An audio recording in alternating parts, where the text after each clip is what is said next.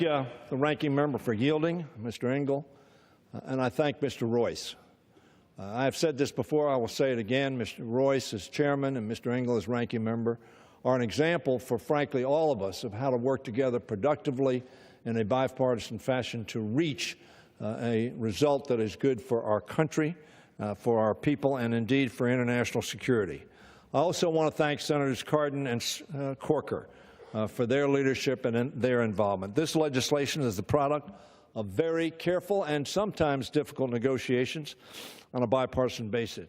It is strong, tough, and appropriate response to Russia's attempts to meddle in our election process, its support for violent separatists in Ukraine, its illegal occupation of Crimea, and yes, its unhelpful activity in Syria.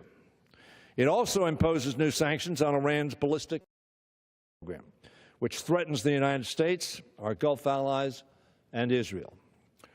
Russia's power comes from its ability to coerce other nations by its energy distribution in many instances. This bill seeks to make it harder for Russia to use that type of coercion and empower other nations to join us in standing up against Russian aggression. These sanctions will only be successful, however, if they are truly bipartisan and if Congress continues to play its important and necessary oversight role. Democrats and Republicans are coming together on this bill, Mr. Speaker, to ensure that the President cannot alter sanctions toward Russia without congressional review. This is critical at a moment when our allies are uncertain about where this administration stands with respect to Russian aggression. I remain open to additional sanctions on Russia's energy sector at a later date if the Russian leader and his associates fail to heed the message of this bill that their business as usual cannot and must not continue.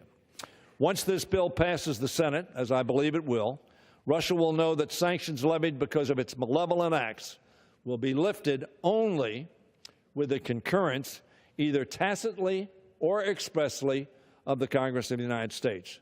There'll be no side deals or turning a blind eye to its actions. This legislation, Mr. Speaker, will also make it clear that Russia's interference in Ukraine comes with consequences, and it puts pressure on Iran to end its ballistic missile program. In addition, it deters, hopefully, North Korea from pursuing its dangerous development of nuclear weapons and vehicles to deliver those weapons as close as the western part of this country. I urge my colleagues to support this legislation and send it to the Senate as quickly as possible and yield back the balance of my time. Gentleman from New York, or gentleman from California, excuse me. Well, Mr. Speaker, I wanted to recognize the good work of the Democratic whip, Mr. Steny Hoyer, and also the Republican leader, Kevin McCarthy, on this legislation, and thank